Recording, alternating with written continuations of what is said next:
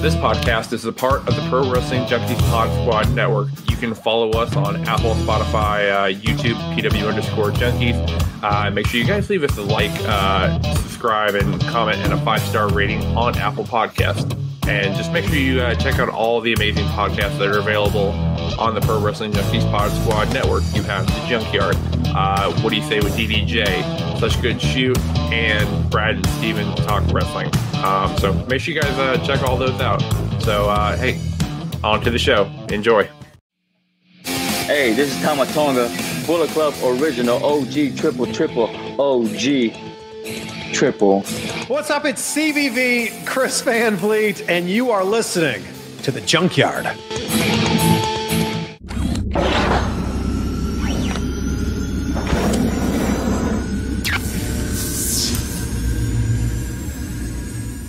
Hey, what's up, everyone? Welcome to episode 19 of The Junkyard. I'm Spencer Cantor, also known as number 11. Join the Dark Order, but you should know that by now. Guys, introduce yourselves to the people if by now they don't know who we are. Well, ladies and gentlemen, boys and girls, children of all ages, it is now time to crawl out from those rocks you've all been living underneath and get with the program. I've done it once. I've done it twice. I've done it almost 20 times here, and I'm going to do it one more time. My name is Dennis Day Jr., also known as DDJ, the host of What Do You Say with DDJ that drops every Monday at midnight on both YouTube as well as all major podcasting platforms as part of the Pro Wrestling Junkies Pod Squad. Cheap pop. Well, I got to keep giving the people what they want. And what the people want for the 1919 time already in the junkyard is I, El Guapo too Hotty, Jovanni too Hotty, eating way you slice it left, right, frontwards, backwards. I'm too Hotty. These guys are my co-pilots on this crazy train that we do of podcasting. Let's give it to them one more time. Let's do it. That's right. Just letting you guys know up front, we're just going to be doing a weekend wrestling, kind of scrapping the roundtable for now after we, figure some stuff out. So just letting you know, just maybe some few changes coming on maybe this week and possibly next week, trying some new things out. So if you notice those changes, that's what's going on. Also, I'm feeling a little under the weather tonight when we're recording, so might not be the usual number 11 usually get, but I'll be back in full force tomorrow, or actually Sunday when we did our reaction show to Revolution, because that's going to be a banger of a show. But without further ado, let's just get into it. And here's what happened this week in wrestling.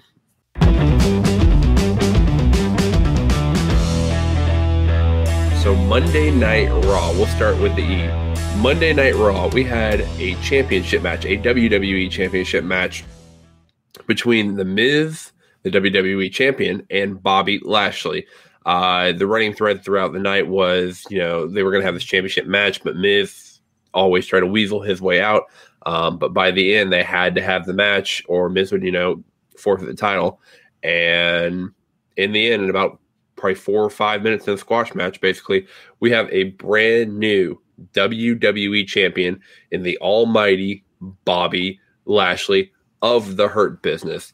So I want to give congratulations to a man that honestly should have held this championship. You deserve it.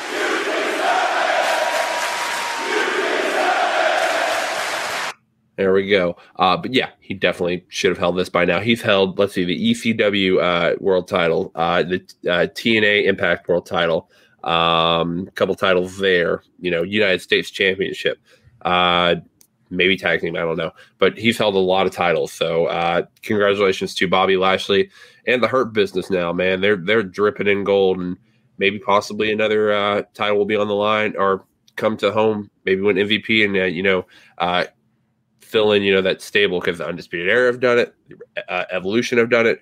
Hurt Business, could they complete a prophecy of their own and get all the titles? But guys, what are your thoughts on Bobby Lashley becoming the new WWE champion, and honestly, just the Hurt Business as a unit right now? Would you consider them one of the best things going on Raw right now? We've been saying that for months, that the Hurt Business has been one of the best things going on Raw, and this is. It's just finally nice to see that they're being booked seriously. It's not more of this 50-50 booking where 1 minute they're looking strong and then the next minute, they're looking weak, and stuff. And as for my thoughts on Bobby Lashley winning the title, we just said it a few minutes ago. You deserve it. I mean, he has been on a tear. This is the Bobby Lashley I think majority of wrestling fans have been waiting for since he showed up the night after WrestleMania 34. Yes. And yeah, I am absolutely beyond thrilled for this. The great thing is that the whole wrestling world seems to be behind this because Bobby Lashley's been getting a lot of praise heaped on him by his fellow workers. And I believe even The Rock has said a few nice things about him, and you can see the respect there. And that, so obviously this guy goes to show you how well respected Bobby Lashley is in the locker room. And I was a huge fan of Drew's run as the WWE champion, and he did a lot for the company. But yeah, I absolutely love this, and I hope this is an extended run. Man, I'm gonna start off with this. Yes, and yes. The Hurt Business, 110%, man. These guys deserve it. They've been great. They've been holding together this whole WWE, COVID era with how good the MVP's been since his return. He put these guys together. These guys have been legitimately awesome. Now, Mr. Lashley, I don't know what to say, what else I can say more than you deserve it. All the love coming his way is very, very, very worth it, very well deserved. When you find out and when you think about it, he is one of five African-American champions that have held that heavyweight title for the WWE. He puts his name on there with Kofi Kingston, The Rock, Booker T, and one more I can't remember. Are you talking just guys that have been have been a world heavyweight champion? Have been WWE heavyweight champion. I know there's only five. Because I know Booker T was the world heavyweight champion. You mentioned Kofi Kingston and The Rock and Lashley. I thought that was it. Kofi Kingston, Rock, Lashley. Well, could be. Because, I mean, if you're talking just in general African Americans that have been a world champion, you can also throw in Ron Simmons, who was a former WCW champion. And then you can actually throw in R-Truth when he was known as Ron the Truth Killings, where he's a former NWA champion. Actually, I have the fifth person. That is the world's strongest man, Mark Henry. He was world heavyweight champion. Yep. That freaking Hall of Pain. How did I forget that? Freaking love that gimmick. You're going to go in the Hall of Pain now. Yeah. I'm sorry, Mark. Somebody's going to get the wig split. He might be rumored to AEW. Everybody's rumoring to go to AEW right now prior to the big show on Sunday that we will discuss in our preview and our aftermath show. Yeah. And we'll probably touch a little bit about it on this one, but yeah, just congratulations, man. Bobby Lashley, you deserve it. Representation where you don't get much of it at the top of the mountain from WWE. So this is great. It's a great time. I recently saw this someone posted an image online, and I really liked this. It was a picture of like some little African-American kid with the toy belt. It looks like a mural or something that was painted on the wall that had the pictures of Kofi Kingston, The Rock, and Lashley with the championship belts. And this little kid had like a toy championship belt. And I just thought that was so cool. I don't know who came up with that, but whoever came up with that, props, because that was an amazing image. And it really encapsulates how I think a lot of people are feeling right now. Hell yeah, man. I mean, coming off of the verge of the EST, Bianca Belair winning the Royal Rumble. That was big. That was huge. Then we get Lashley as the heavyweight champion. It really does show, man, that's the representation that's out there, which is another thing I hit on Bad Bunny, why he's blowing up so much, is that representation. People who are watching this, they want to see people like them winning. Yeah, you're going to cheer for everybody. You have your favorites. You have the ones you can't stand. But if there's somebody that looks like you and they're at the top of the craft, you just bought in more. One word can perfectly describe that picture: hope. Yes. Definitely. All right. So, again, congratulations to Bobby Lashley. Hope you hold that title for a while. I can't wait to see what happens with him at Mania. We'll just have to wait and see if we maybe get the match with Drew McIntyre, or maybe even Brock Lesnar might come back and he might get Brock versus Bobby Lashley, or maybe Brock will get AEW. We'll find out very soon. But moving on, the former world champion, Drew McIntyre, made his return to Monday Night Raw, and he actually had a match with his rival right now, Sheamus, and, good barn burner, great action. But in the end, Drew McIntyre did get the win over the Celtic Warrior, Sheamus. So as I was talking about before, it looks like they might be setting up for Bobby Lashley versus Drew McIntyre for the WWE Championship at WrestleMania. But do you think Drew might have to contend with like people like Sheamus and maybe somebody else on his road before he does get that opportunity?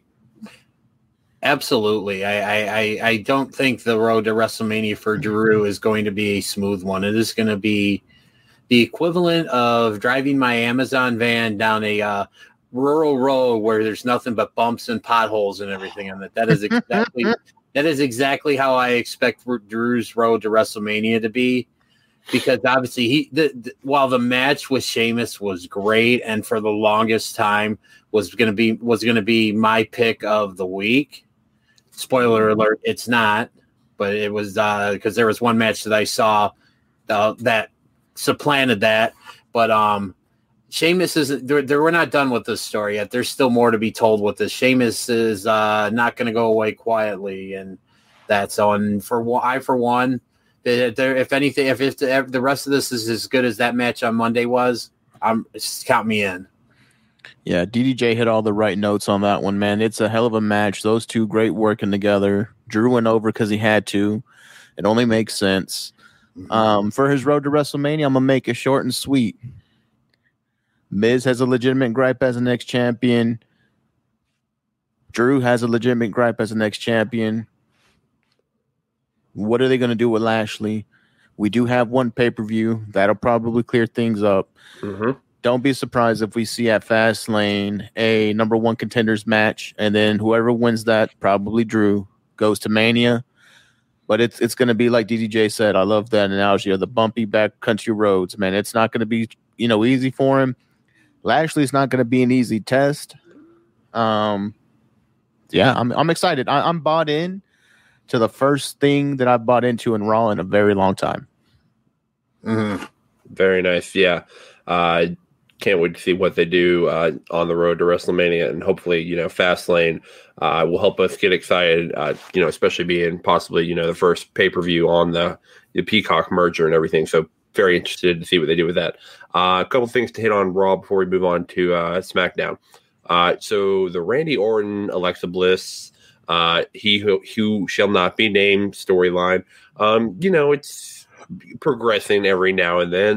This week, Randy was seeing, I think, like a former or like a version of himself, like a darker version. Yes. And I guess like a Bliss was controlling that. So basically, we know where this is heading. We are heading to a Randy Orton versus he who shall not be named at Mania. That's clear that's going to happen. But again, we don't know what kind of match it will be. Where this is all going, when he actually will appear again, if it be at like a Monday Night Raw or even Fastlane, or hell, even right at WrestleMania.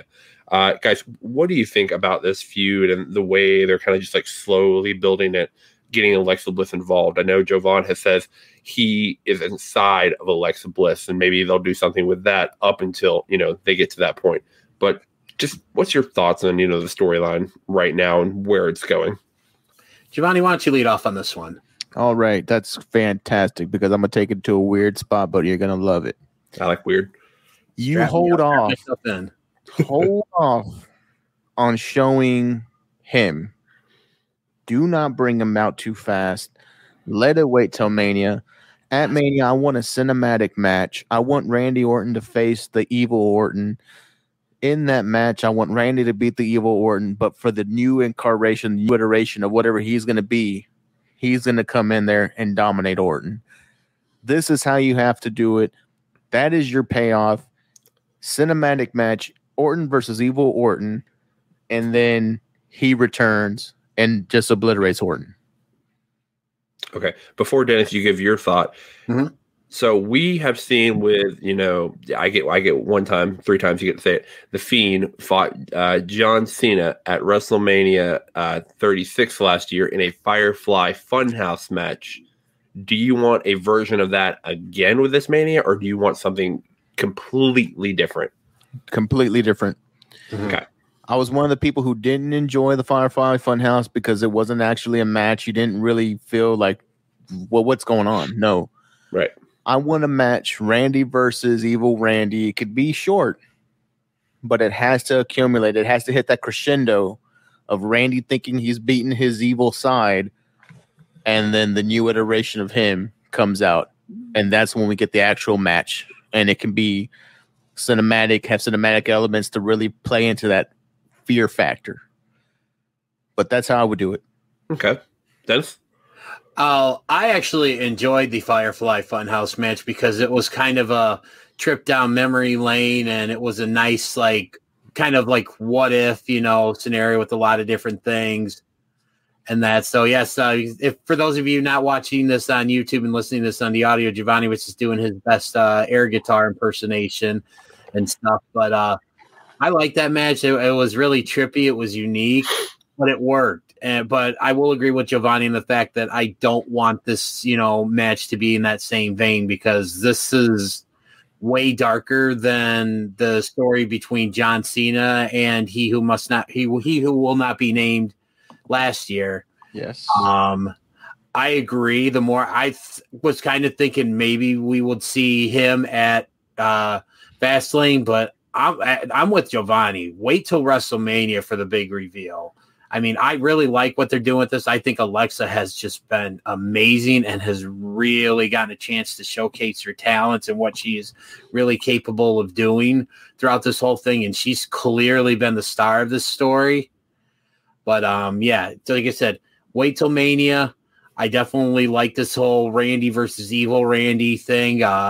Just wonder if they're going to get primetime Brian Lee or someone like him to play the Evil Lord like he did with the fake Undertaker back in 1994. But no, I mean, like I said, I like that idea. But yes, hold off on the reveal of He Who Shall Not Be Named until Mania. Especially since it's going to be in front of if it's cinematic, it obviously won't be in front of a live crowd, but I think you're going to get just a tremendous reaction if they hold off till then. Oh, yeah. It'll pop the crowd. The crowd watching in the stadium would pop. Yep. Yeah, definitely. Again, can't wait to see what they do with this storyline, too. We're starting to heat up with the road to WrestleMania. Definitely going to be interesting to see where they go with that storyline, given all, the twists and turns we've gone with that one. Last thing we have for Raw is a leader of a faction that we are slowly possibly getting on board with, but still, hesitant with some of the direction. Mustafa Ali, after I think a 6-man or 8-man tag match, his team got the win. He wanted to fight with Riddle, who is the current United States champion. So with the help of his cronies at ringside, Mustafa Ali, you got to make sure you say it right, got the win over Riddle in a non-title match, of course. Could we see Ali get a championship match against Riddle, possibly at Fastlane, and maybe, take that title off Riddle and put it on Ali anytime soon? I can definitely see this leading to a title match, but the way it goes back to just the way they've been using Riddle these past few months. It's okay, he's got the championship. Now's the time where you can maybe make him finally credible or look legit. And less than a week or a little bit more than a week after winning the title, what happens? He loses in a non-title match. It's seriously, I don't know what this deal is. And, I like the fact that Ali is getting a chance to shine because he is super talented and very underrated. And obviously they're still teasing the issues in Retribution where it's Ali's the only one doing anything. He's trying to show this is what you do. And it's just because he's the only one that seems to be getting the wins as of late. But it just it just makes me wonder. It's just why did they even put the belt on Riddle, if only they're going to have him lose a week later in a non-title match. I don't get it, but this will lead to a title match. And you know what? Shocker here. I wouldn't mind if Ali got the U.S. title out of this. I mean, because it just seems like they're really not committed to Riddle like they should be. And it's just, you know what? If they're not going to even be committed to him, don't waste the prestige of the U.S. title belt, even though there's really not much to begin with. We can actually do something with it and make this title mean something. High five. I am 110% with you. The only reason Riddle got the belt was because they had to get it off of Lashley so he can get the big belt. They had no plan for the belt. They have no plan for Riddle. It was just, this is the emergency action. We need to get it off of him. We got to put it on somebody. It's going to Riddle. So, Ali. I am a big Ali fan, not a fan of Retribution. Ali wins this belt. Maybe it gives the jolt to Retribution that it needs to start winning, to start doing better because he's leading by example. Maybe it goes the other way where Ali is saying, look, I've told you guys how to do this. I've showed you how to do this. What more can I do? That's it. We're done with you. So either way, I'm down with Ali winning the belt. All right. So, guys, I'm going to triple down on that one. I think Ali, for everything he's been through, for everything he's fought for in the company, the few short years he's been, with the WWE. If anybody deserves a championship, it's that man right there. Put the United States Championship on Mustafa Ali. He's been killing it. All right. Moving on to Friday Night SmackDown. We had a big main event match between Daniel Bryan and Jey Uso, a steel cage match. Now, if Daniel Bryan won that match, he would get the opportunity to face Roman Reigns, the Tribal Chief, in a proper match, not like the 2-3 minute match they had at the Royal Rumble, Elimination Chamber after that brutal match. So if he won that against Jey Uso, he would get the chance to fight Roman Reigns at Fastlane coming up. So, guys, we have our WWE Universal Championship match set for Fastlane. Daniel Bryan versus the Tribal Chief Roman Reigns for the Universal Championship. Do we even think Daniel Bryan has a realistic chance to take the title off Roman, or is Roman keeping that and he's going to Mania to face Edge like it's been in the cards?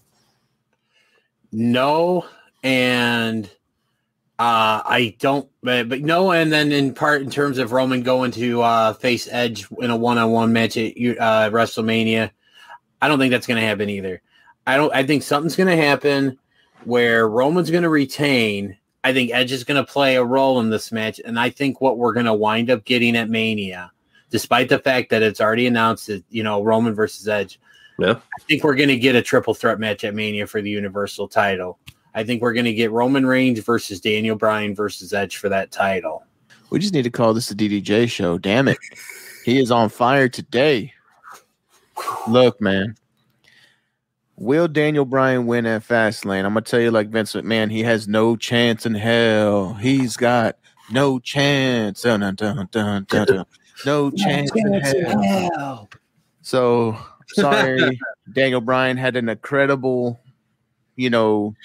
pep speech in the ring of why he's disappointed in himself after Elimination Chamber and why he's tired of being the underdog. Hey, that's all great, but you are what you are. Yeah, and then definitely I see Edge playing into this match. Not costing Roman, but doing enough to where Daniel Bryan's going to be able to complain his way into the WrestleMania match. So I do see it coming down to a triple threat as well. Yeah, DDJ killed it. That was a good one. Thank you. All right. I'm not really on board with the triple threat, but I could definitely see it happening. So we'll just have to see how Fastlane plays out. And especially, we have been talking about, Fastlane will be that first pay-per-view on, the Peacock merger and everything. They would want to do something, big to grab everybody's attention. What better way, to, put with Daniel Bryan, Roman, and then, bring an Edge on there, costing the match or interfering somehow, because Edge is a very, popular wrestler right now and has been. And then that leads to, the triple threat match at Mania. So I don't think I want to see it, but I could definitely see it happening for sure. That's just my opinion.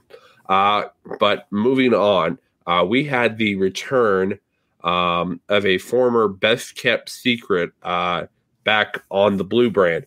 Buddy Murphy, a former disciple, maybe even future disciple of Seth Rollins, is back on WWE television.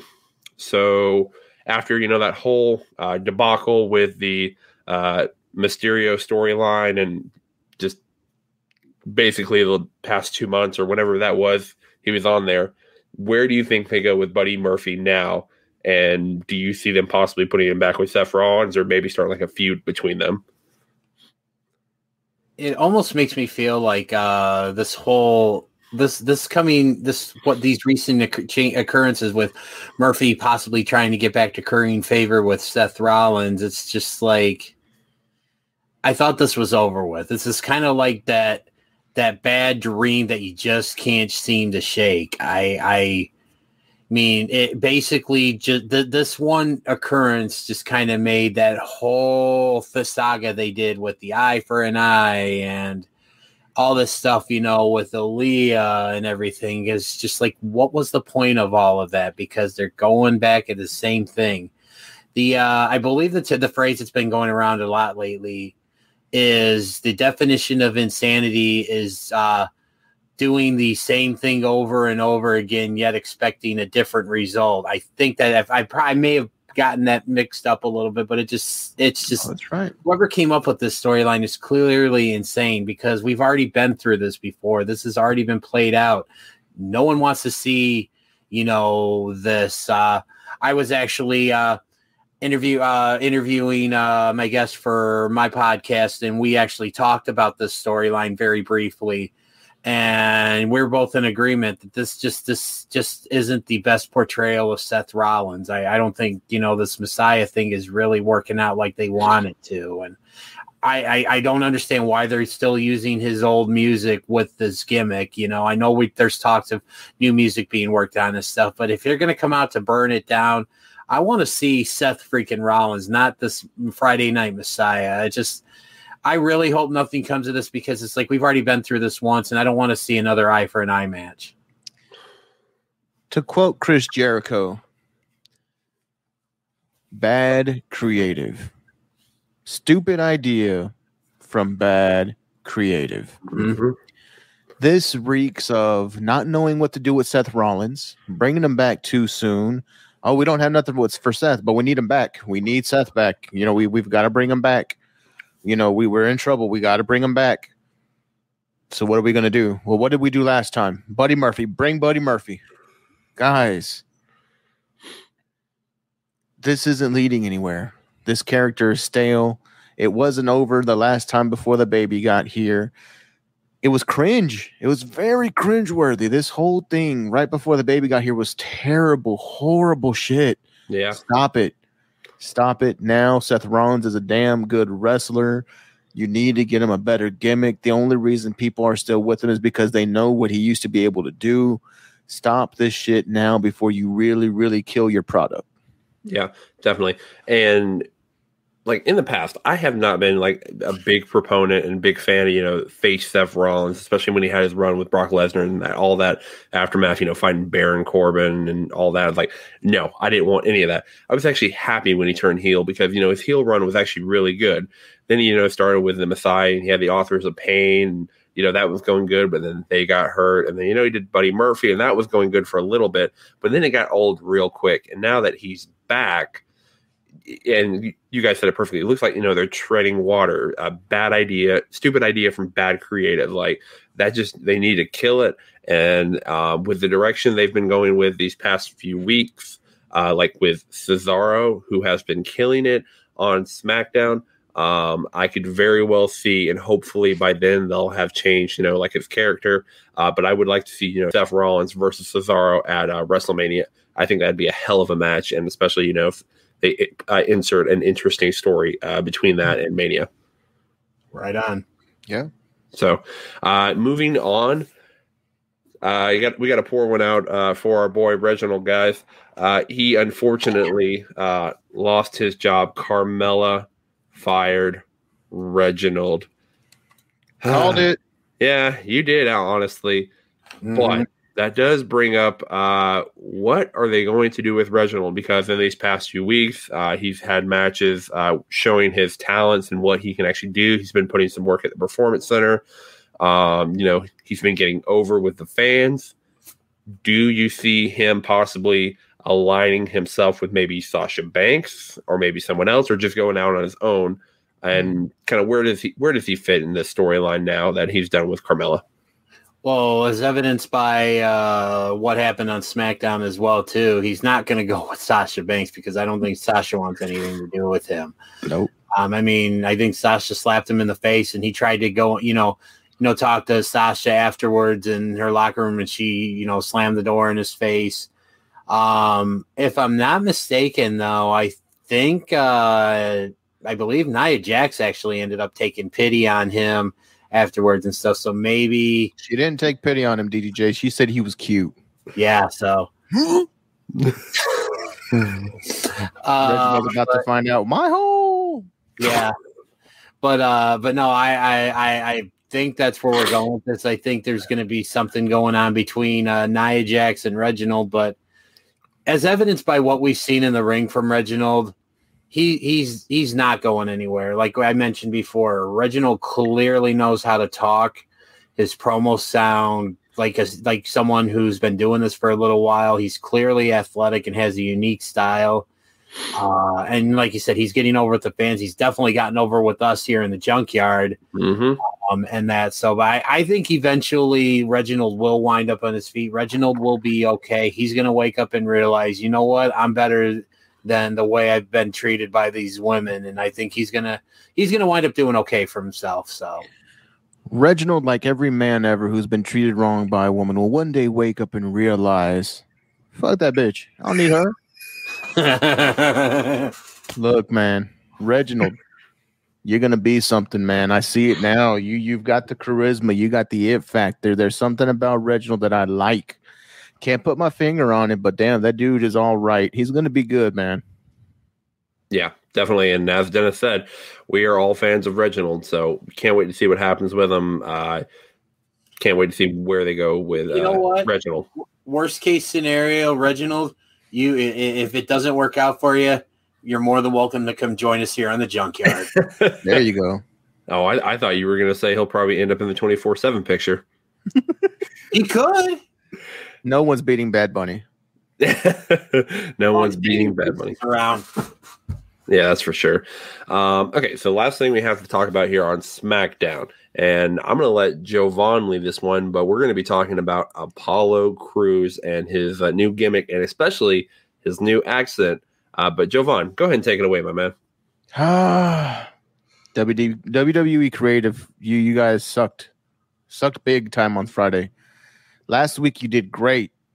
Apollo Crews came out, new attitude, new colors, new gimmick, something we believe in.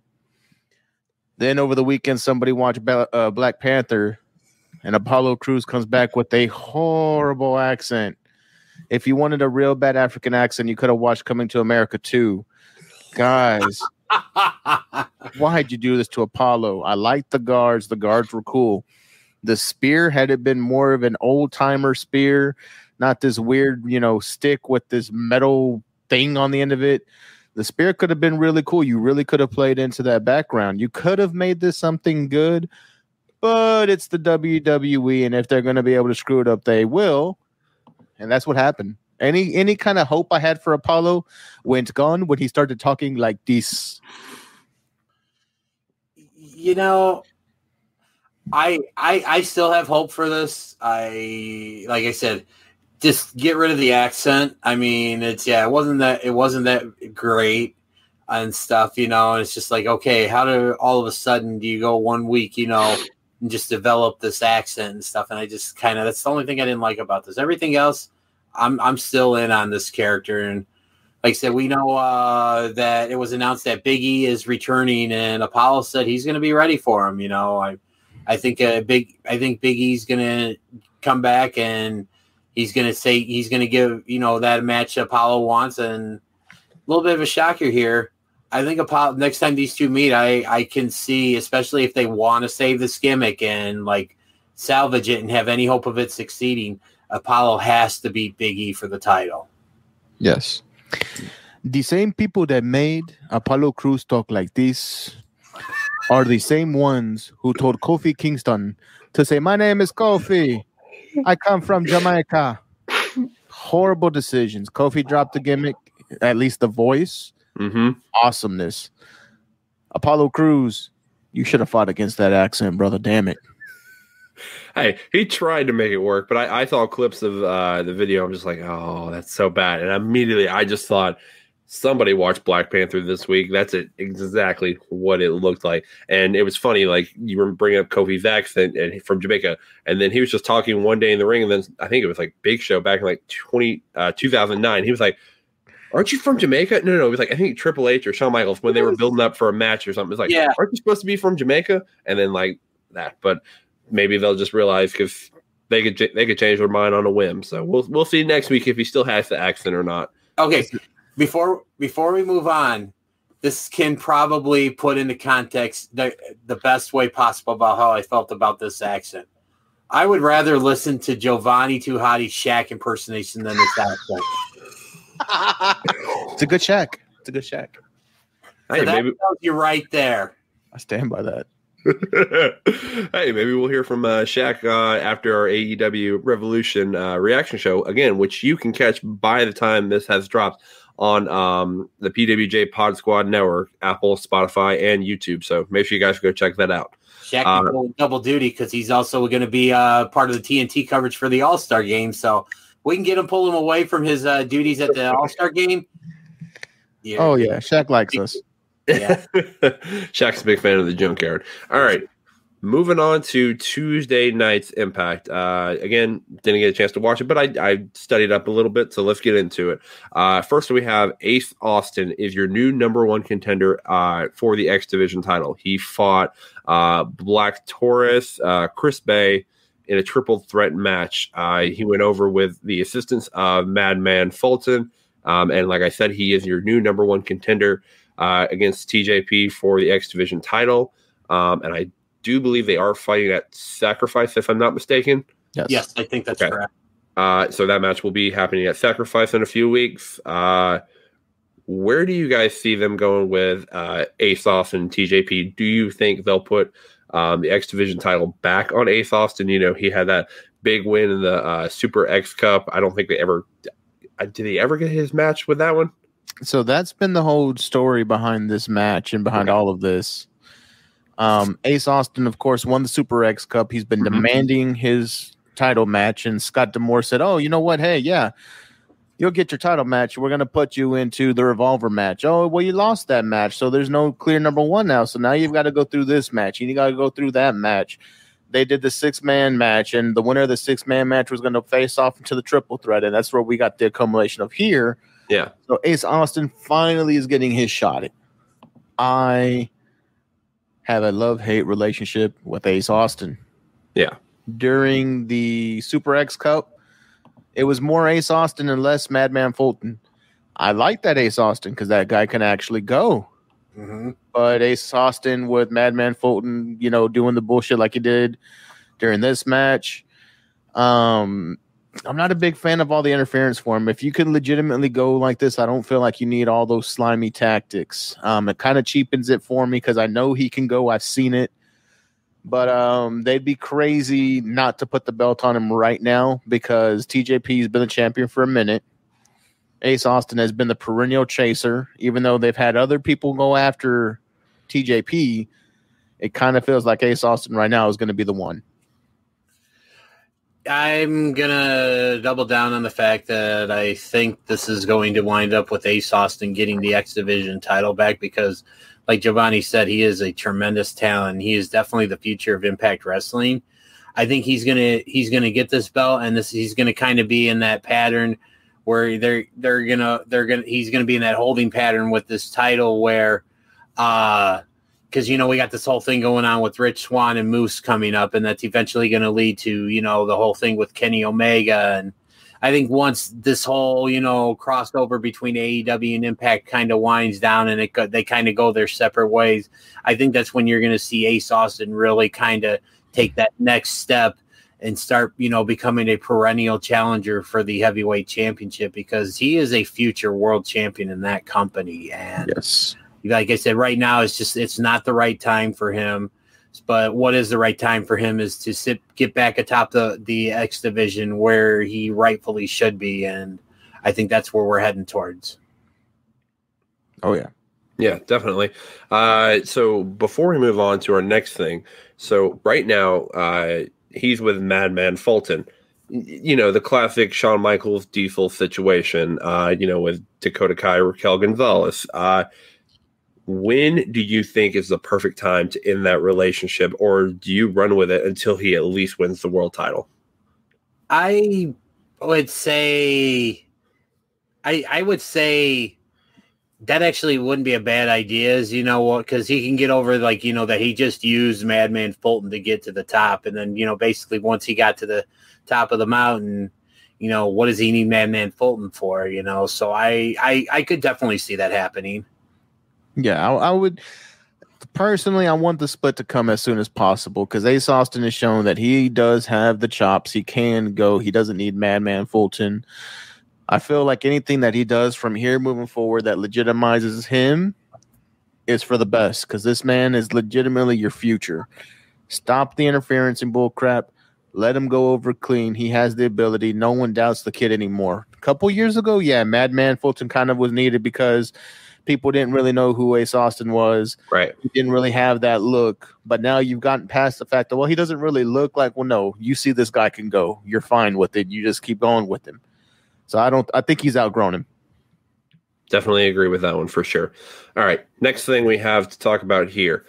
So there was, an 8-man tag match with the Impact Tag Team Champions, the Good Brothers, and New Japan Tag Team Finjuice versus Triple XL and Reno Scum. Don't really need to talk about the match. It was basically, a squash match. Good Brothers and Finjuice go over. But we got the announcement officially that it will be the Good Brothers, Carl Anderson, the big LG Doc Gallows, versus Finjuice for the Impact Tag Team titles at Sacrifice. Now, with that match coming up, do they take the titles off the Good Brothers, or is this, just to pop the ratings, basically? There is no feasible way that Finjuice takes these titles, but this is what it is going to do. The big LG and Carl Anderson have a good habit of always squeaking out a win at the end. Mm-hmm. Those heel tactics, that's what's going to take to win this match. Finjuice is going to look really damn good. They're going to push the Good Brothers to the limit. They're going to get over, but the Good Brothers are going to go over. Mm-hmm. Yeah, I'm going to double down on that. Jovanni nailed it. I definitely don't see you don't take the titles off of the Good Brothers, because, right now they're not only doing their thing on Impact, they're showing up on AEW Dynamite every week, and seeing having the Good Brothers on Dynamite with the AEW tag team titles is nothing but good for Impact, because that is getting Impact's name out there, so where people are seeing these titles on a nationally televised, wrestling show. So yeah, I don't see right now any reason why Finjuice is going to win this, because with the Good Brothers being your champions and also being on Dynamite every week, that's just more exposure for Impact Wrestling. Yep. Yeah, definitely. Okay, next thing we have to talk about here. We have the match between Eddie Edwards and Brian Myers with Matt Cardona as the special guest referee. So, good match between Eddie and Brian, but the real meat we want to get into is during the match, Brian Myers, was loading up his elbow pad for his move, the roster cut, and he loaded it up, and he did it right in front of Matt Cardona. So Matt Cardona did what the referee is supposed to do, and he disqualified Brian Myers. Now, if you don't know the relationship between Brian Myers and Matt Cardona, you would probably know them better as, Zack Ryder and Kurt Hawkins back from the WWE. They've been together forever. They have the Major Wrestling Figure podcast, best friends outside of the business, inside of the business. So Impact is running with the storyline, the relationship, the friendship with them is basically at a crossroads, and it might be, dead in there. So with this, and more than likely, we're going to get Brian Myers versus Matt Cardona down the road. Can they realistically pull this off, especially, with everything they have going outside of, the ring with the Major Wrestling Figure podcast and everything? Can they effectively pull off this budding feud they have right now in Impact? Why not? I mean, I think the majority of wrestling fans out there know the real life friendship that's there between Myers and Cardona. I mean, that if you've been a wrestling fan for an extended period of time, these two are literally like brothers outside of the ring. But I mean, and a lot of times, the best competition you find in any sport or any physical activity are two brothers going at it. And I think this is no exception. I mean, they're not blood brothers, but I mean, they're brothers in the sense of what the definition of a brother really is. And that, so yeah, I definitely think that, they can pull this off and, despite having everything going on, because I'll be honest with you, I like this. I'm glad that we're seeing this versus seeing, Myers and Cardona teaming up. I think this is something different, something unexpected, and I'm anxious to see where this goes. Yeah, I do agree with you, DDJ. I mean, guys, this match shows that these guys are brothers, right? These guys are good brothers. They've been in the ring together. They are now at a crossroads at Impact where they want to show that, hey, we don't always have to tag team, which is exactly what I called for last week. Mm-hmm. They're finally doing them separately. Ryder's a great talent. Cardona's a great talent. Myers is a great talent. Then I just want to see these guys go against each other. They've always kind of had this tease that they never have gone against each other. Give it to the people. It's going to be fireworks because these two know where to take it with each other. They know how to tell a story in the ring. I'm down. All right, so the last thing we have to talk about on Impact is Deonna Purrazzo had a title championship defense against Jordynne Grace, but that turned into a triple threat when Kiera Hogan got involved. In the end, though, Deonna Purrazzo did go over and successfully retain her Impact Knockouts championship. Now, there's some stories, being played. Also, I think ODB got involved, or at least an aftermath or whatever. And that was announced that Deonna Purrazzo will be facing ODB as sacrifice for the Knockouts Impact Women's title.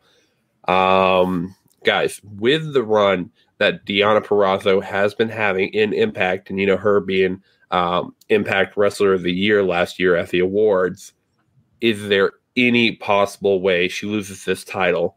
And I want to propose to you, how long, if she does win that match, how long does she keep it? And is there anybody right now in Impact feasibly that can take that title off of her realistically? No chance she loses the title because ODB doesn't need the title. I think ODB has come to Impact to help get over the new knockouts. She's basically kind of in that Chris Jericho type role where she's there to put the other talents over. And I don't think Deonna loses the title. And honestly, Deonna Purrazzo is basically, in my opinion, on that same level as Shida is in AEW, where there's really nobody that's even close to being on her level right now. I don't see anyone currently on the Impact Knockouts roster that's even close to being on the level that Deonna's on. She's really in a class by herself, and I don't see any reason outside barring injury that Deonna drops that title anytime in the near future. Yeah, I couldn't have broken it down better myself. Right now, she is the apex of all of the knockouts. And Impact has a very, very deep knockouts division. They are good wrestlers. but she's in that upper echelon by herself. And unless they build somebody up to that mark, nobody right now feasibly looks like they could take off the title from her. I will counter with one person who could, but I don't know how they would bring this person back. But Susan has to turn back into Su Yung. Mm-hmm. Yeah. If that happens, Deonna drops the belt and they could feud again. If it doesn't happen because Susan is now in the Deonna camp, who knows? But there's no way ODB wins this. I'm a big fan of ODB. Love her barbecue sauce, but she's not going to get this one. Deonna is as good as gold right now. You can't take anything away from her. Right. Yeah. Definitely deserve that award and possibly might win again this year. And maybe some more awards. She's been killing an Impact, so we'll see how long Deonna Purrazzo, former virtual markout guest, can keep that Impact Knockouts title. All right, moving on to Wednesday night, at least, for the time being, because, with the news, NXT is going to be moving to Tuesday starting in April 13th. So only going to be doing a few more of these Wednesday night war shows until we get a break. And then it'll be the Tuesday night war shows. So that'll be interesting. All right, so starting off, we got to talk about the women's tag team title match. That was Shayna Baszler and Nia Jax versus the women's Dusty tag team winners Dakota Kai and Raquel Gonzalez. These two basically, tore the house down. They had these four women tore the house down, had a great match. But in the end, after some shenanigans, Shayna Baszler had Dakota Kai in the Kirifuda clutch. But Adam Pearce came out and saw she was, tapping out or, getting done. Told the referee, call the bell. The champions retained, Shayna Baszler and Nia Jax retained their women's tag team championships. But Dakota Kai was not the legal woman. It was Raquel Gonzalez. So they did not realistically lose their title. So they do have a gripe. But after that was said and later on in the night, William Regal is going to be making a big announcement. And I don't know if it was officially said or not, or if it was just leaked, but it's going to be NXT is getting their own tag team titles, not men's this time, women's tag team titles. So let's talk about the match first, the result. Do you see Dakota Kai and Raquel Gonzalez possibly getting another rematch against the champions, whoever that might be? Because we found out after SmackDown or earlier before SmackDown, it was going to be Shayna and Nia versus a rematch from Elimination Chamber versus Sasha Banks and Bianca Belair. And two, what do you guys think about the announcement of bringing another set of titles to WWE programming? And do you think it's even necessary to bring those titles on now? So, to answer your question, great match. The booking of the finish, though, stupid, made no sense. And as for the announcement, if this there will be, sounds like that's what it's going to be, that NXT is getting its own women's tag team titles, but their division, I don't think they have a deep enough roster to support having tag team titles in addition to their, the NXT Women's Championship. I think the concept of them having the W, something that could be defended against, across all three brands would have been perfect. This would have been a perfect way to really give Dakota and Raquel some mainstream exposure, on a more, national level or more widely viewed level. They're ready for something like this. They're these two are the type of team that you want to have as your NXT, as your WWE Women's Tag Team Champions. And I really hope this announcement is something other than that, because it just doesn't make any sense to me. Follow the trend. Bad calls from horrible creative. If they wanted to have an NXT tag team titles for the women's division, why not take these titles off of two people who do not need them? Shayna Baszler by herself is a killer. She could be making a run for a legitimate title. She has the experience. She has the actual wherewithal. People will buy her as a threat because she is a freaking beast. Nia Jax is a freaking beast and wrestles like one. She's hurting people. She doesn't do great. My Hole is fantastic. But they should have taken the titles off of her after she hurt somebody again. So they could have stopped all of this nonsense of a special announcement for the tag titles that aren't needed in NXT by putting the belt on the people who deserve them. The two ladies from the Dusty Cup Classic, when they won that match, they deserved it. The match they put on prior to that bullshit finish, they deserve it. If you want a tag team title for NXT, let the women's tag team titles do what all tag team titles used to do before every show started needing to have their own titles. The champions travel show to show. Why did we stop doing that? It makes no sense. I'm going to get off my soapbox. That's my 2 cents. Stop overbooking. You're making this shit stupid. I'm done. Real quick, I don't want to know anything about your hole.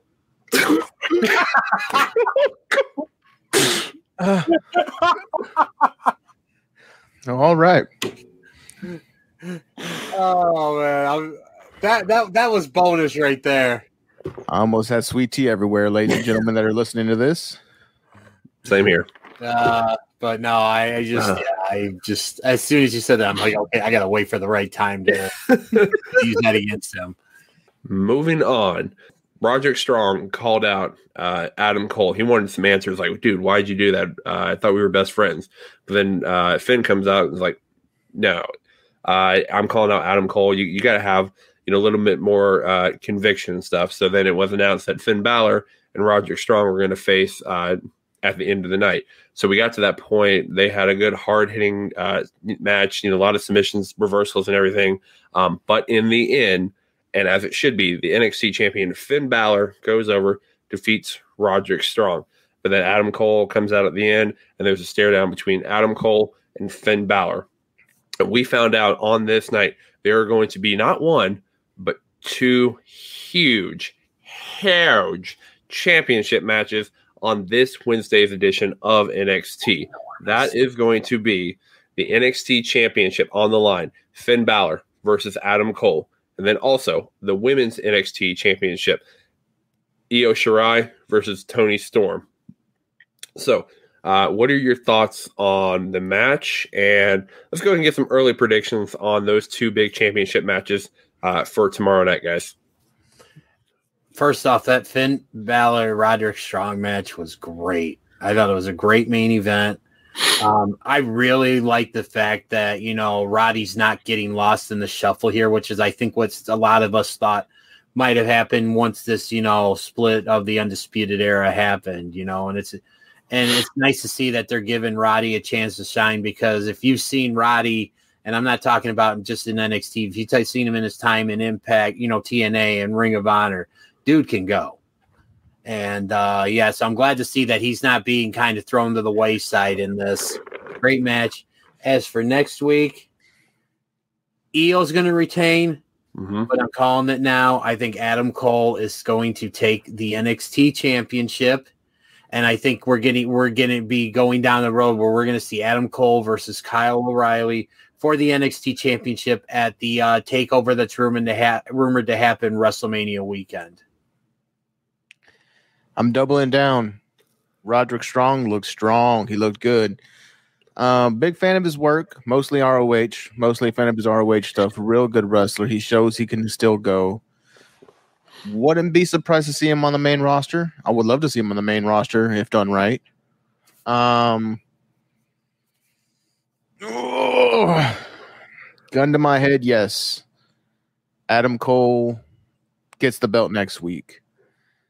Io Shirai, you're not dropping to Toni Storm. It's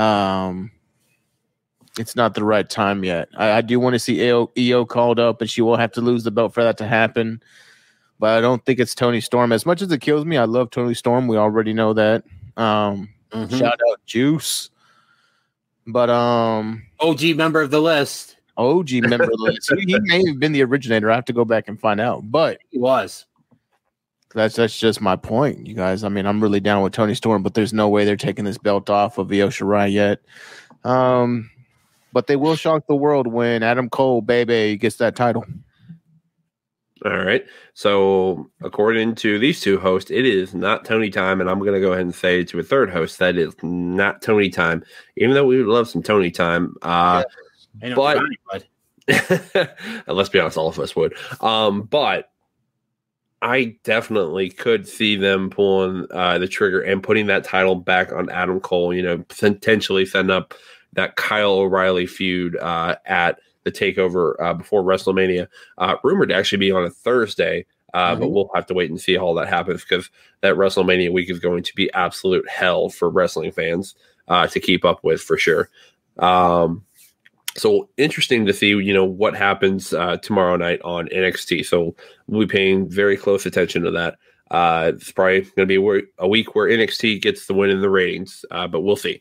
But moving on. So I want to talk about this, and it's actually not in our notes right now, but I want to talk about it real quick. So there was a tag team match between the tag team champions, Oni Lorcan and Danny Burch, versus Timothy Thatcher and Tommaso Ciampa. So in the end, the champions go over, but I want to talk about something interesting there. Imperium actually appeared. And if you know anything about Imperium and Timothy Thatcher, they actually were part of a faction outside of the WWE called Ring Kampf, with Walter, Timothy Thatcher, all those guys involved. So do you guys think that with the arrival, of Imperium and, the eventual arrival of Walter, because, he's coming eventually, do you possibly see them maybe either kicking out somebody in Imperium right now and replacing them with Timothy Thatcher, or Timothy Thatcher joins the already, powerful faction of Imperium? No and no. Ooh. I don't see Imperium kicking anybody out because I really like this group. I like the way that it's set up. I think you've got your established tag team with Fabian Eichner and Marcel Bartel. And then you got, Axel. I'm sorry. I'm thinking. Alexander Wolf? Yes, Alexander Wolf. I don't know why I was thinking Axel for some reason. And then you got Walter as your leader. Yes. I definitely see them trying to recruit Timothy Thatcher to bring him back into the fold, based off the past history. And I like that they're bringing this up. But I think, that I think Thatcher's going to be, and that he wants to prove that he doesn't need these guys to succeed.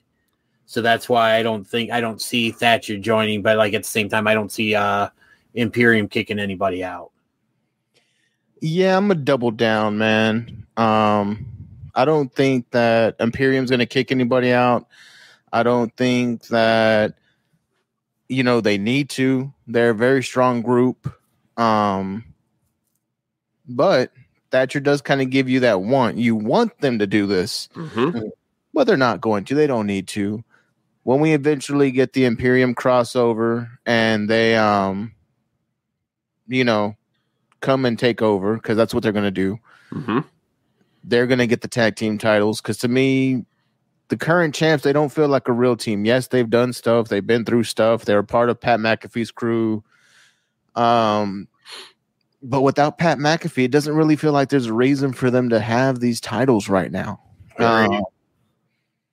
Give it to Imperium. Bring them over. Let the ring general Walter come with them. I want a full-on invasion. I want Imperium to take over NXT. And that's just because I love the way these guys work. I'm down for whatever they're going to do. Okay. I propose to you this. So right now we're seeing the end of the Undisputed Era dead in the water as of the past few weeks.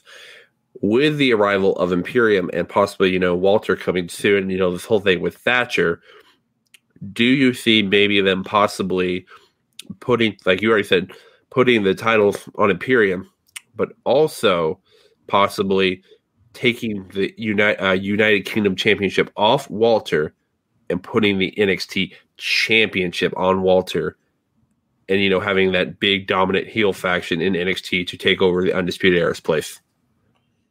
First off, Spencer, you can't propose to me because I'm already married. Wow.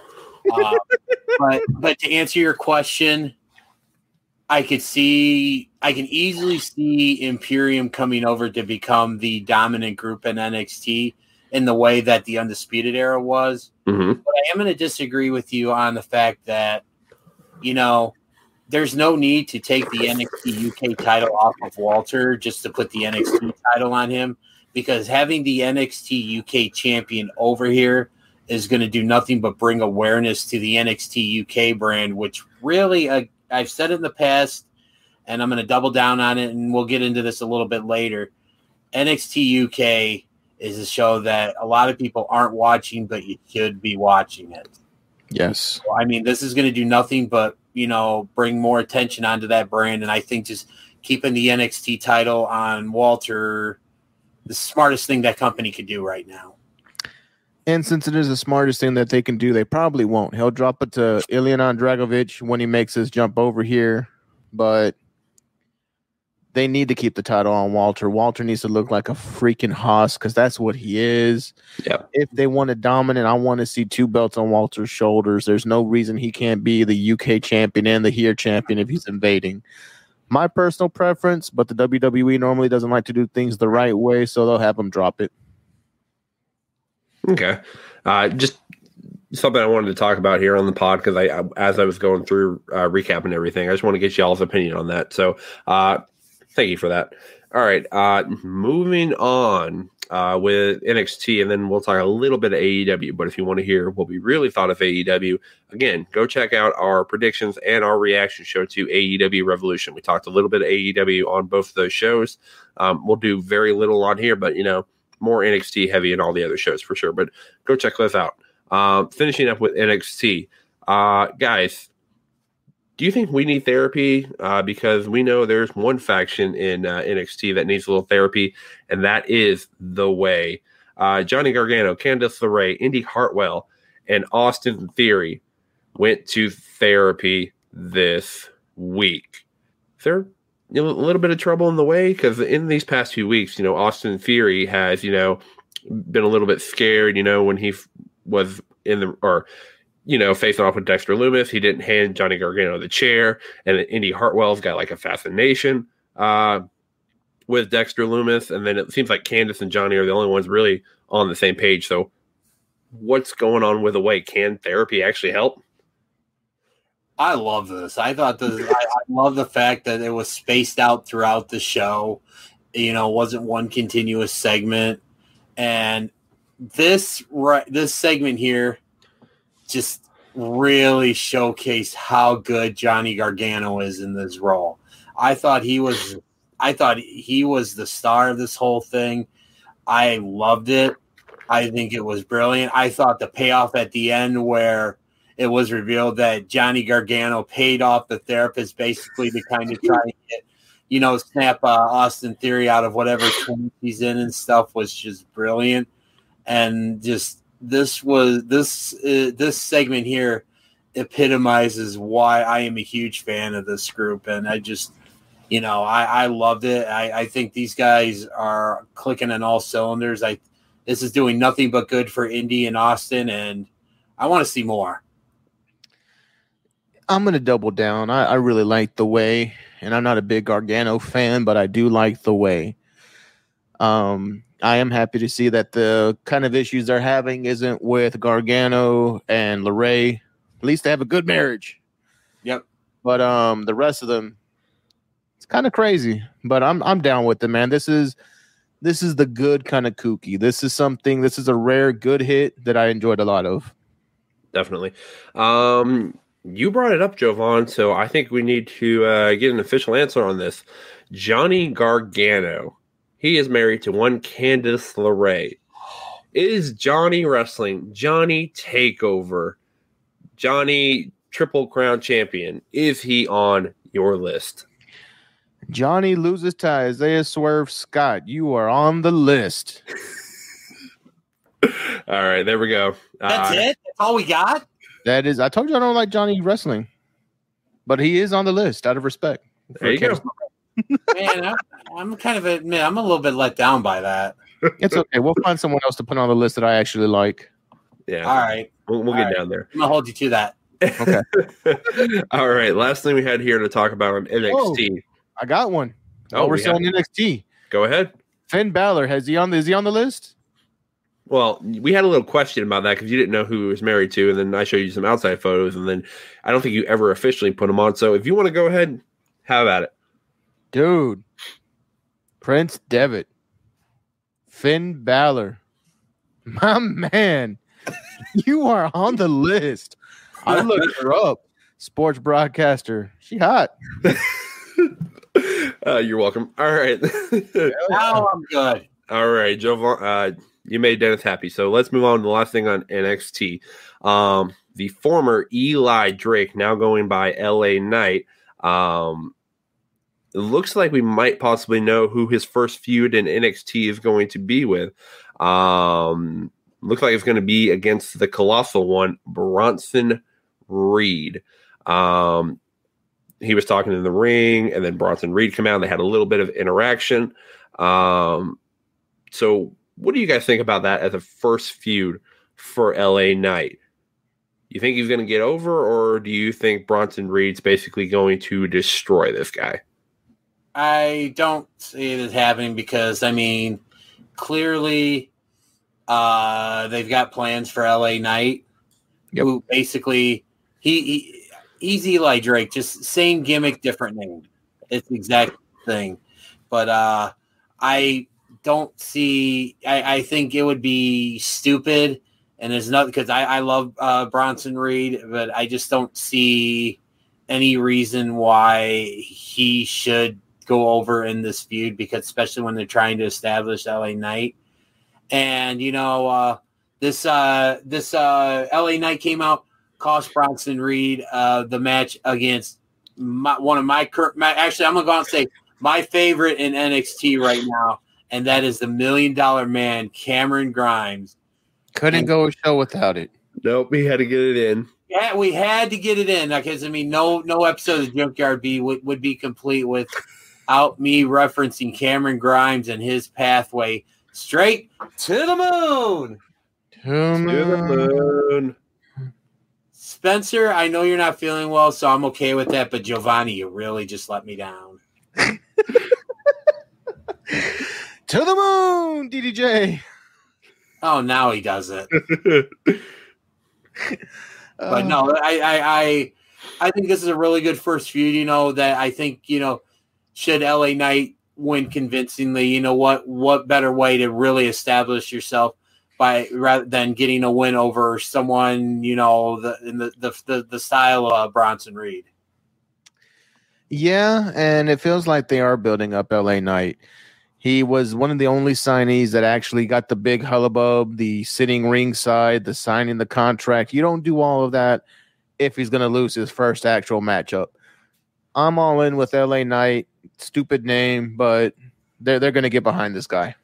Guys, LA Knight or Eli Drake. We know Jovan's feelings on it, but Dennis, where do you stand on that? If NXT and WWE could, use EC3, why can't they use Eli Drake? There you go. Yeah, that's what we're saying. He's an established name. It's not like people don't know who the hell Eli Drake is. Yeah, I mean, yeah, exactly. It's that I couldn't have said it any better myself. Yeah, when I heard the name LA Knight, I'm like, oh, this is like a bad '80s movie name, like Miami Vice type thing. I thought it was a new pair of shoes or something because I don't know if the British like the early to mid '90s. Yeah. So yeah, I just think '90s high top sneakers when I hear LA Knight. All right, Dennis, it's time for your nap time. So go ahead and get settled. Let me go get my pillow. You go ahead. I'll be right back. I'm going to get a pillow. Guys, it is time. We debuted it last week, and even though I'm not feeling good, I got to give it to the people. I got to give the people what they want. So he actually has a pillow. Oh my god, guys! Welcome to your Dark Order news update. This is the Dark Order news update. I'm Walter Cronkite. So let's talk a little bit of being the elite. The big things that happened with the Dark Order. So first off, we had Johnny Hungy and Alex Reynolds. They were, going around looking for Sting these past few episodes. So they were doing the calls and everything, but then they go into like a waiting room and they find Eddie Kingston, who is, just having some juice, meditating, whatever. And he's just like, guys, you got to stop it. Like, going around calling Sting, that's not the way to go. And then it's funny, the whole time, Johnny Hungy, John Silver, just keeps calling Eddie Kingston Sting. And that's just funny. So go watch that part. But then also, there's a part where they're all gathered around like a cold tub, and Five, who had gotten thrown around a little bit, taking a beating, is recovering. And the funny joke is they were like all about like, oh yeah, he's got a small shrimp wiener, and just all talking about it. And shout out to Anna Jay, who was still there, even though she's working through an injury, she's still there. So good to see you, girl.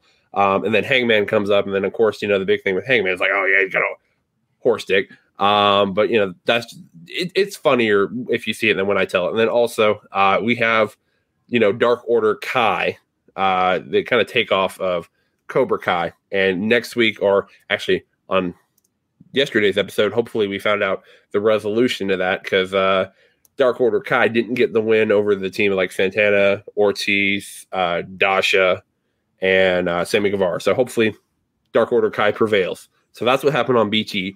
Moving on to All Elite Wrestling, AEW on Wednesday night. 10 Preston Vance fought Max Caster for a spot in the Face of the Revolution match.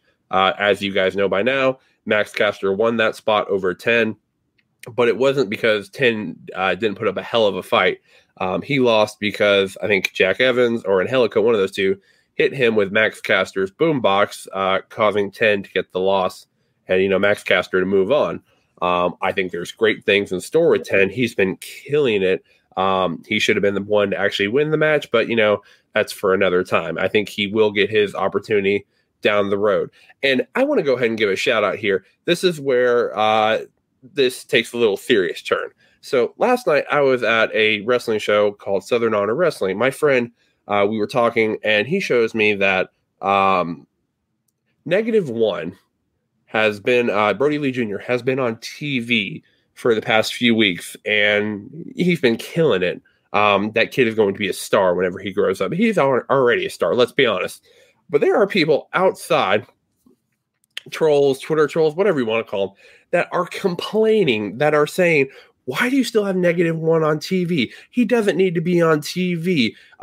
This is distasteful. It's terrible. One, fuck y'all. If -1 couldn't be on TV, he wouldn't be. His mom is allowing him to be on TV, and this is helping him and his family being together with AEW, having the spotlight on TV. It's helping them get through this difficult time, because if you don't remember, they just lost a great man in Brody Lee about 2-3 months ago, and this has helped healing them. So you need to get off your damn high horses, your cancel culture, and just move on and let this kid live his freaking life. Okay, moving on.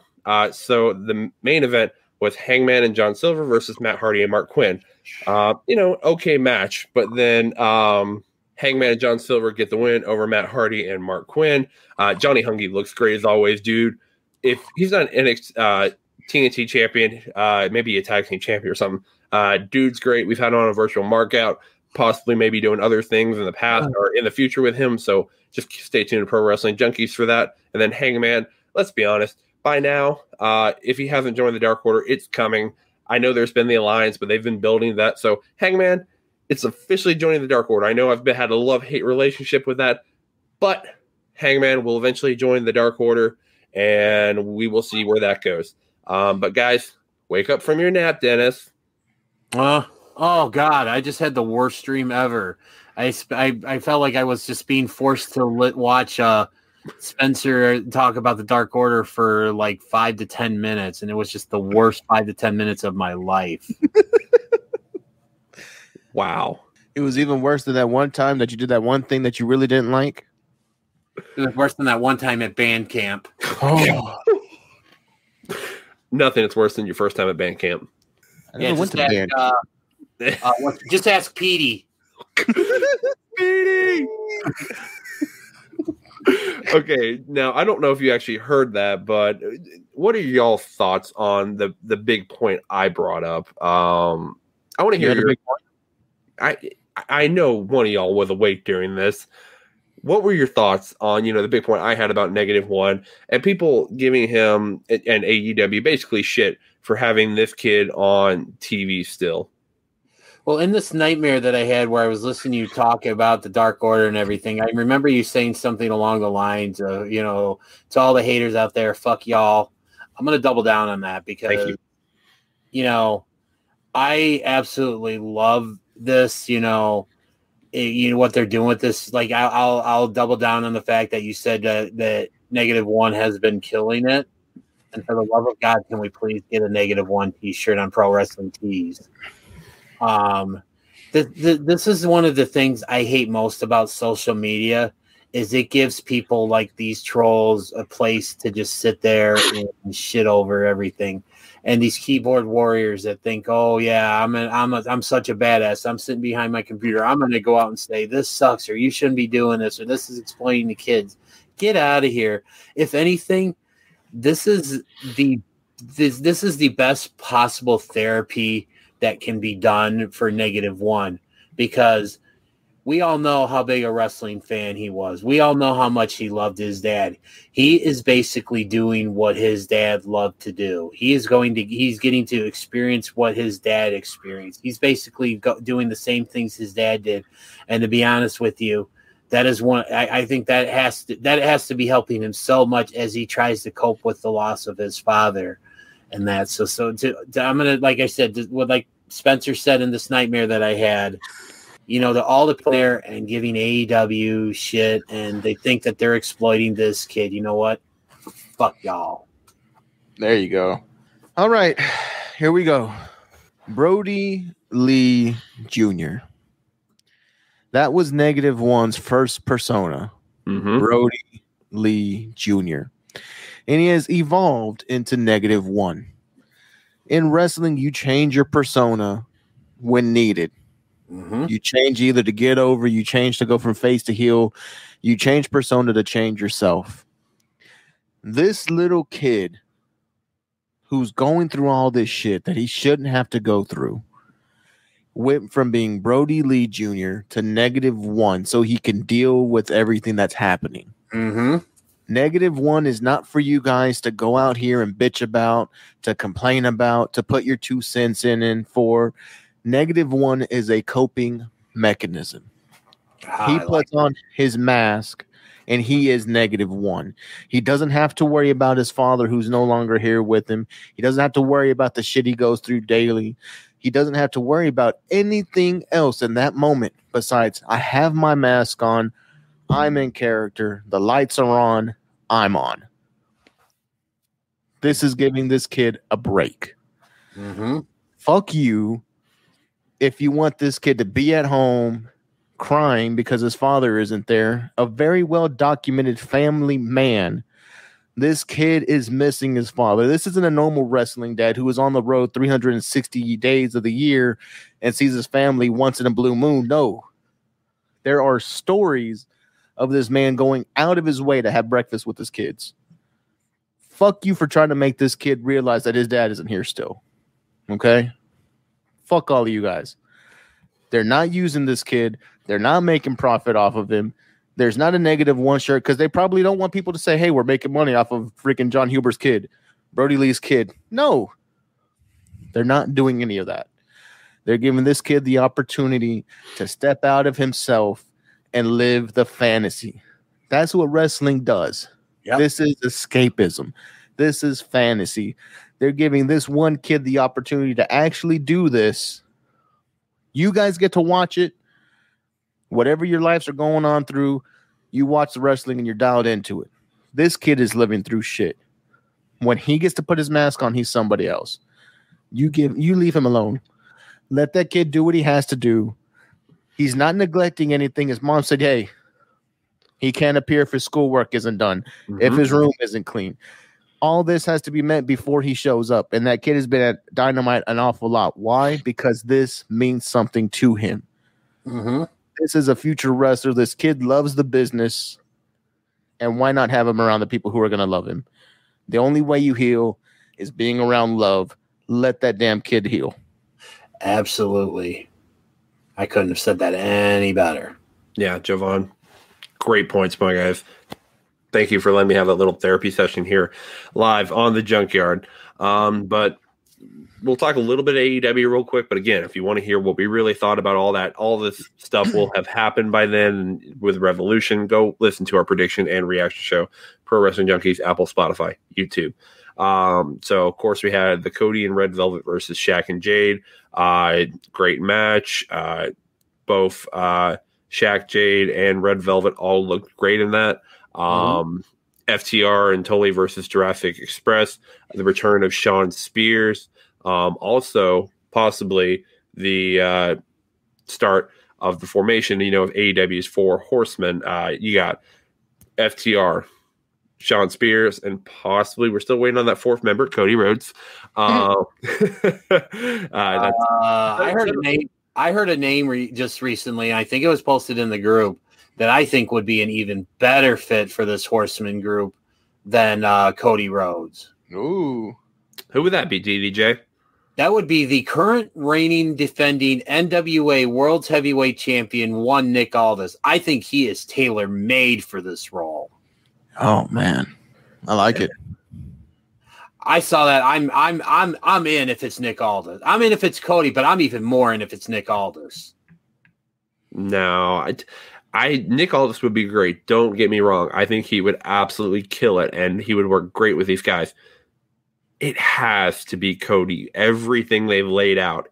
I will be honestly, if it's not Nick Aldis or Cody, and they do it like Scorpio Sky, which is one theory that's going out, I will be disappointed more than I'm disappointed if it's Kurt Angle or some old timer who's Paul White's big announcement, because he came out and said, "Oh yeah, at Revolution, we're having this Hall of Fame worthy talent sign a multi-year contract to AEW." And there's all the teasers going around like Kurt Angle, Brock Lesnar, CM Punk, Christian, all those names.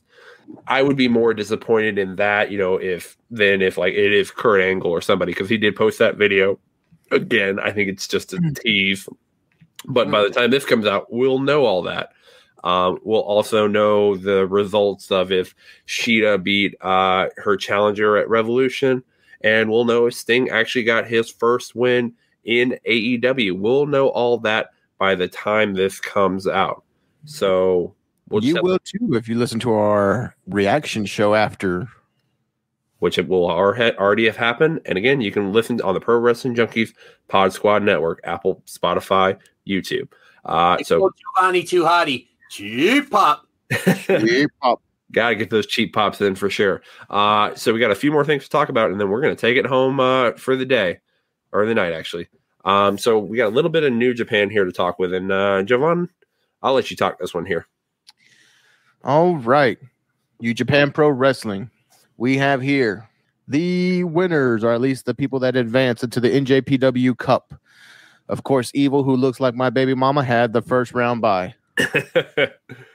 Then we have Yano, which Yano just has a way of winning these type of matches. He slips into them. Hiroki Goto, Jeff Cobb, who I really want to go far, and I feel like he can do something in this tournament. The Great Okan, same thing about Jeff Cobb. I think these two guys are going to really do something in this tournament. And freaking Okan beat Naito. So even though Naito may still be a little bit banged up, I think this was a good win for the Great Okan, who really needed it because the man is really on the right swing of things. Yeah. Go ahead. I was going to say, he had a good match against Tanahashi at Wrestle Kingdom. Yes. So, yeah, I'm getting behind the Great Okan. I think somebody I know was like, "Oh, you've got to get on with the Okan. He's awesome." I'm like, I think I'm vibing.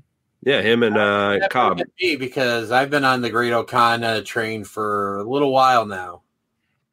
Could have been. It could have been. All right, go ahead.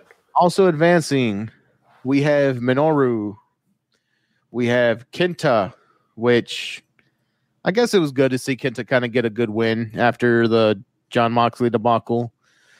I know a lot of people still are a little bit raw about that, but I'm fine with it. We already discussed that. I'm fine with Moxley winning. Yeah. Big news was Shingo beating Okada. I think Okada's injury here kind of plays into that. I think they had announced that he may be working through some herniated disc in his back. You got more on that? That's what I've been hearing too. I guess it's like a couple of slip discs or something like that was what I heard. Yeah. So that could have been a win out of necessity, but nonetheless, a big win for Shingo. I dig that mask, man. If someone could find me one of them dragon masks, I'll be down.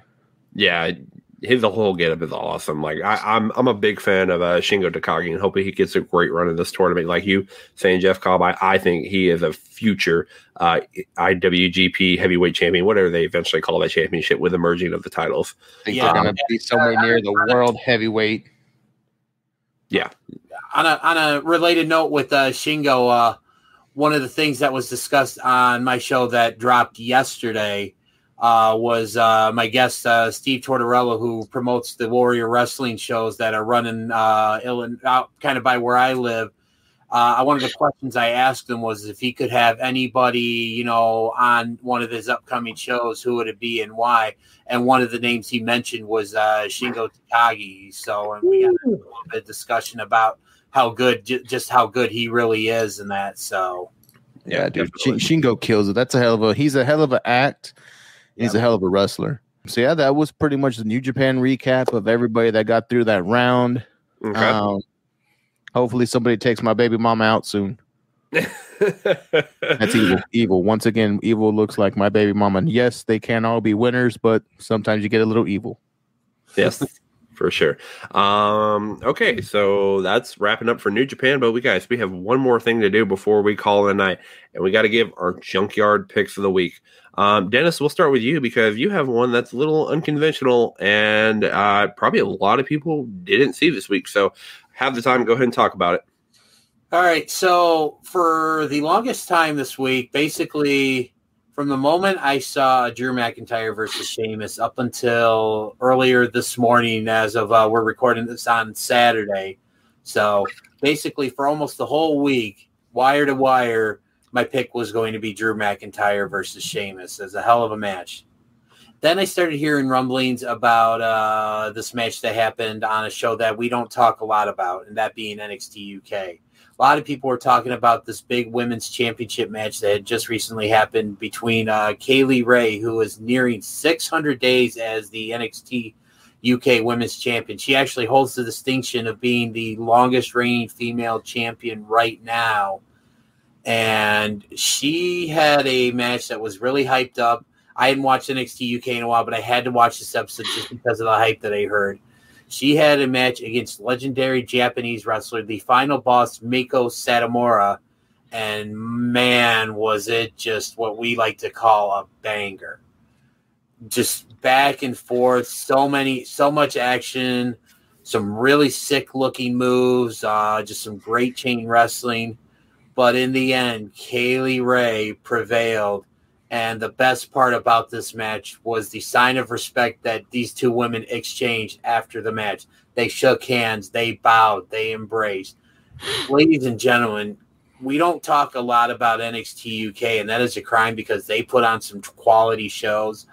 Please, if any match I've ever suggested since we started doing this, please go out of your way and watch this match because it has gotten so much praise on social media. You guys will thank me after watching this match. Jovanni? I'll go and watch it, man. I'll give it a peep for you, GGJ. Please. My pick of the week comes from AEW. Guys, there's this one here. Brought out the fanboy mark in me. I don't think I've been as excited for a match, at least while it was happening. Because when it was announced, I was kind of hyped. But as the match was going on, I was like, holy crap, this person's here. And that's happening. Oh, Jesus. FTR versus the Jurassic Express. JJ freaking Dillon. The shoe spot. Tully looking like a legit hoss. The 10 pounds of silver. dude, everything, the pageantry, the storytelling, Sean Spears' return. I'm a Sean Spears mark. He has a new shirt out. Go look it up. It's guys. badass.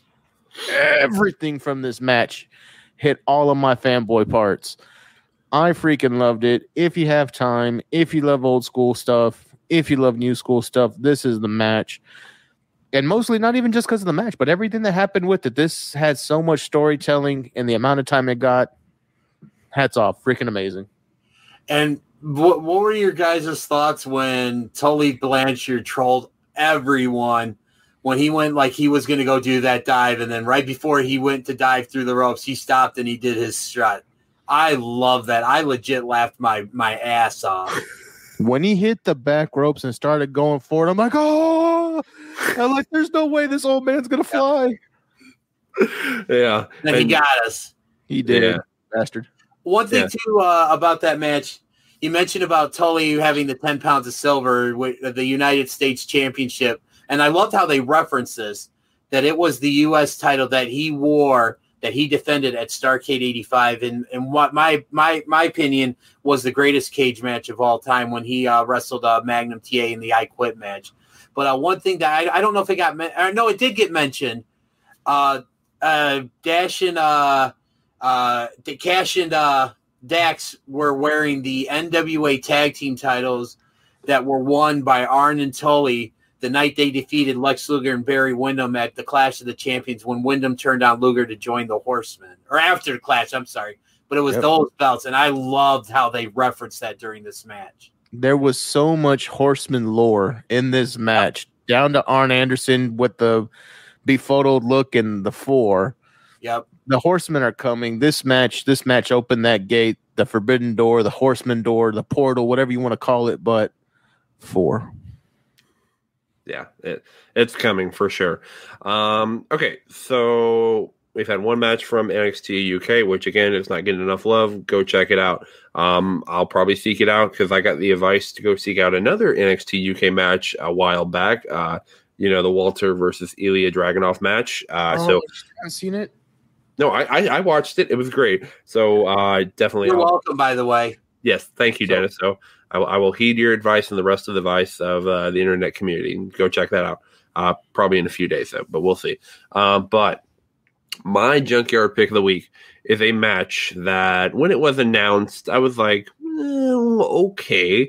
And then the build to it was, all right, let's just get to it. Let's get it over with. I really don't care about this match. Then we actually got to the match. That was Shaq and Jade versus Cody and Red Velvet, your opener from AEW last Wednesday. So going into this match, it needed to accomplish a few things. It needed to make Jade look like a star because this was her first match in AEW and I think even professional wrestling. Then needed to make Red Velvet look good. And then, of course, you needed to make Shaq look good because this match was all, hyped up around Shaq and everything. So then we got to the match. Shaq got in the ring, and he basically destroyed Cody Rhodes. He gave him some stiff chops. Yes, he did, and I missed this the first time. And actually, I'm not the only one. A lot of people did, too. He did the Brody Lee tribute, like this. Like that, and then he did a powerbomb to Cody, and that was amazing, especially after I saw what he did before the powerbomb. That was great. And then there was a moment where the women had set up the tables, and we're like, oh, who's going through the tables? So then, Shaq's in the ring, and Cody just comes flying across and throws Shaq over the ring. He jumps over the ring, and Shaq takes a hellacious table spot. So props to Shaq for taking that table spot. It made him look great. Jade looked amazing. I can't wait to see what they do with her in the future. Could definitely see them putting the title on her down the road for sure. But then, aftermath, they go to the ambulance. Tony goes to interview Shaq, but then Shaq disappears. He pulls the Fiend. That's 2. And then he disappears. And I don't think this is the last we've seen of Shaq. So it'll be interesting to see what they do with him in AEW. So for all those reasons, and even if the match, wasn't the greatest in the world, it did so much for everybody involved. And Cody took a back seat, as he should have in this match and did what he needed to. That's my Junkyard pick of the week. So go out of your way. Definitely check out the NXT UK women's title match and then both matches from AEW. And then I'll give an honorary mention to Sheamus and Drew McIntyre, since Dennis was very stuck on picking that one, but ultimately decided somewhere else. So go check out that match, and along with the Drew McIntyre versus Sheamus from Monday Night Raw. But guys, that's going to wrap it up for this edition of the Junkyard. We had a lot of wrestling to get into this week. And again, please go out of your way. Check out our AEW Revolution reaction show, which again is live on our Apple, Spotify, YouTube. Just search Pro Wrestling Junkies and PW_Junkies on the YouTube. And while you're there, please hit that subscribe button. We got some great content coming up in the future, and already have some great content on there. So go give that a follow there. Then go follow our Instagram, our Twitter. We are trying to reach 2,000 on Twitter. So hopefully by the time this comes out, we'll have reached that goal. So go give us a follow on both those platforms. Join us on Pro Wrestling Junkies on the Facebook group, the Pro Wrestling Junkies Marketplace. Go do all that. And then the sale should still be going on. Actually, it'll already have passed. But noon, I think, that on Tuesday. Right. So if you listen to this by then, go buy a t-shirt at prowrestlingtees.com/Pro Wrestling Junkies. Save yourself 20% off and go get yourself a badass t-shirt. And yes, the Junkyard shirt is coming, but we're not going to just give you, some crap design just thrown together. Anybody can do that. We're going to give you something that you're going to want to wear on your body. So keep a lookout for that one. You can follow me on my personal social media account, Twitter at @11SC. Dennis, take us home. Let them know where they can find you in all the multitude of places.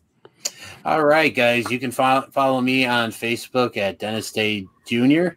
You can follow me on Twitter at Dennis W. Day Jr. And you can follow my show at What Do You Say with DDJ on Facebook. Please do not forget that question mark after say.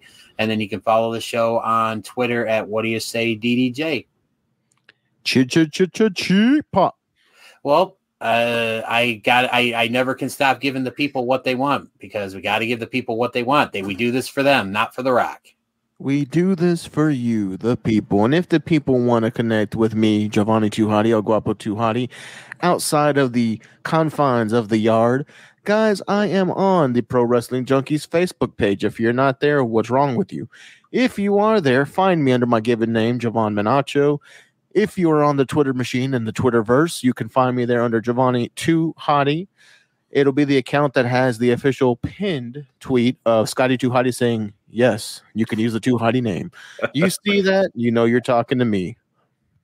Have you been verified yet? Have you gotten that blue check next to your name? I haven't gotten the blue check, but I could tell you what I do have that is blue. Ladies and gentlemen of the Junkyard, if you are having issues making sure that you can go all the way through our hour and 50-minute podcast, maybe you need that help in the bedroom too. If you do, you can look out for the unofficial official sponsor of the Junkyard, that is Blue Chew. Make sure you can last all night long. Can I add a little disclaimer to that? Yes. Okay, so you know how the big thing has always been, if you're experiencing an erection that lasts longer than 4 hours, consult a doctor? Yes. We don't advocate that here. If you're experiencing an erection that lasts more than 4 hours, tell all your friends. You can write him at Dennis Day Jr. on Twitter. Let him know what you think. And if you have an erection longer than 4 hours, please shout it out. He loves to hear it.